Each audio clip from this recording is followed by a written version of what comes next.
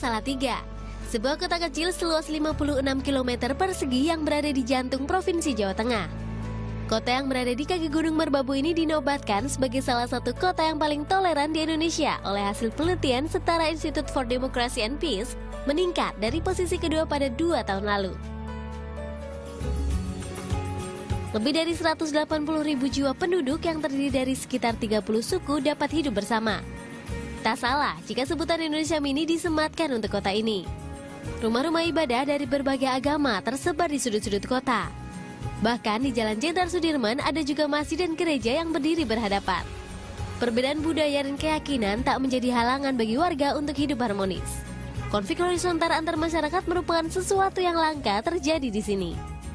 Dibandingkan dengan beberapa kota di Jawa yang selalu ada kerusuhan-kerusuhan, Salatiga tidak pernah.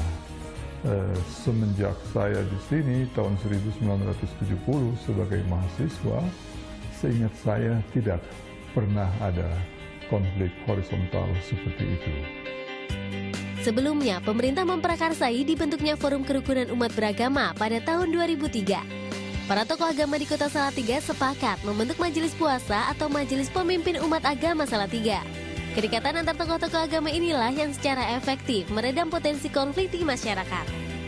Jarang sekali di Salatiga ini terjadi hal-hal yang tidak kita inginkan kaitannya terhadap gesekan-gesekan masalah etnis, masalah agama atau sara.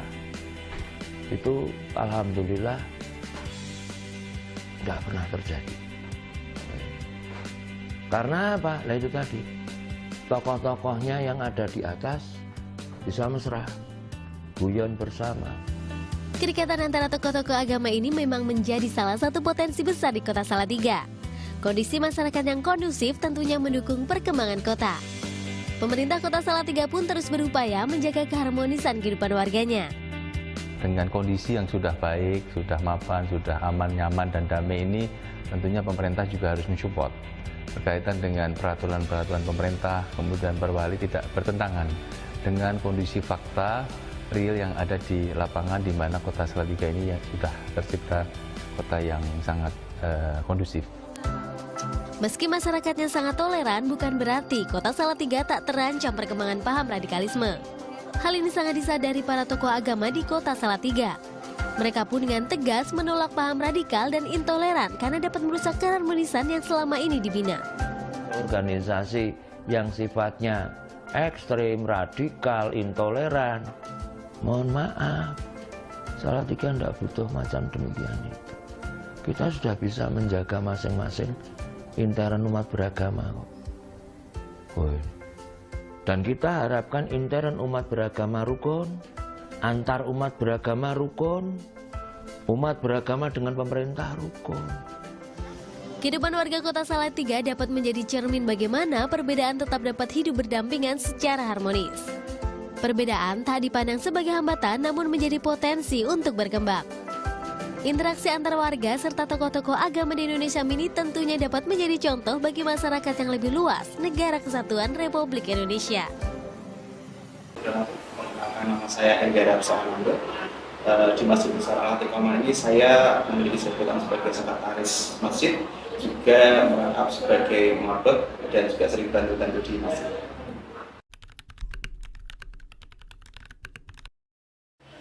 Jadi untuk sejarahnya dulu, sebenarnya dulu masjid ini dibangun di era perang ya, di eranya Jenderal Sudirman.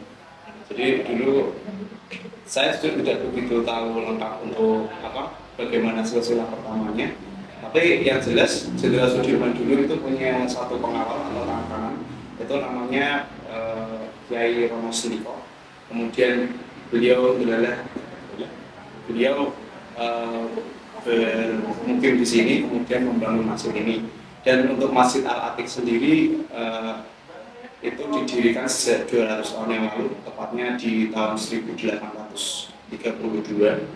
Dan sampai saat ini alhamdulillah masih berdiri kokoh. Ya memang terdapat banyak pembaruan. Yang jelas pembaruan ini kami lakukan agar supaya umat muslim yang mau beribadah ataupun umat agama lain itu bisa nyaman ketika masuk ke masjid kami.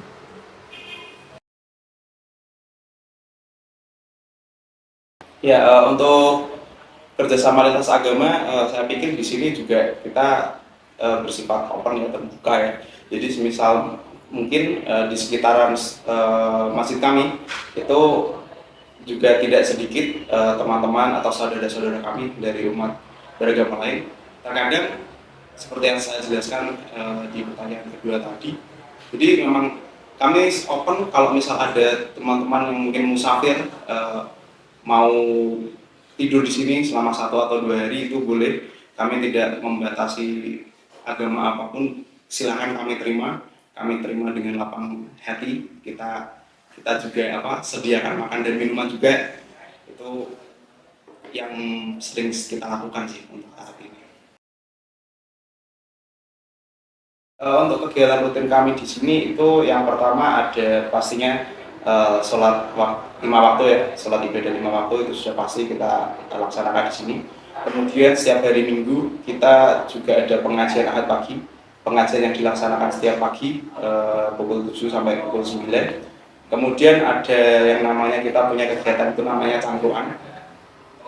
Cangkruan ini istilahnya seperti kita ngopi bersama, itu gratis, semuanya didanai oleh masjid. Siapapun boleh ikut, baik umat muslim atau umat beragama lain itu silakan boleh join, kita sharing-sharing, ngobrol, ngopi sama cemil gitu. Kemudian ada juga kita itu setiap puasa itu kita mengadakan buka bersama, konsepnya sama. Kita tidak hanya membatasi di umat muslim saja, jadi misal ada teman-teman dari umat agama lain seperti Kristen, Katolik, Konghucu, itu kami persilahkan, boleh, kami persilahkan datang ikut makan bersama, boleh, tidak ada batasan, kita ngobrol bersama ya, seperti itu sih. Mungkin kegiatannya yang paling besar itu yang bisa kita. Yang jelas adalah keterbukaan hati masing-masing insan. Maksudnya di sini semua itu memang kembali kepada pribadi masing-masing. Jadi baiknya kita sebagai seorang manusia itu bisa akrab dan akur dengan manusia lainnya. Kita tidak perlu melihat perbedaan, karena perbedaan itu sebenarnya hanya harmoni warna saja. Jadi seindah-indahnya warna merah pada bunga mawar itu tidak akan indah jika tidak ada warna biru di langit, biru langit.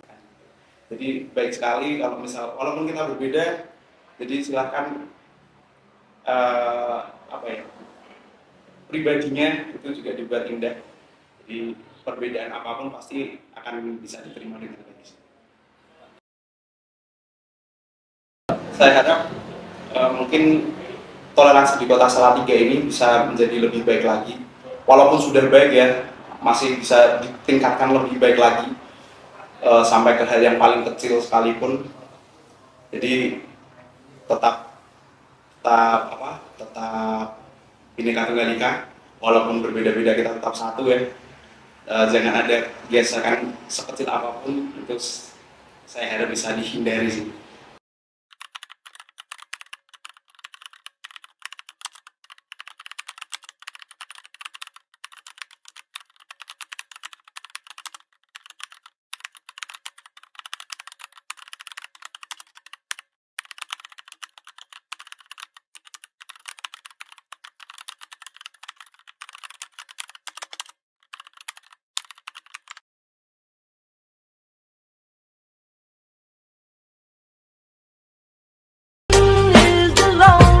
Number that you'll ever do.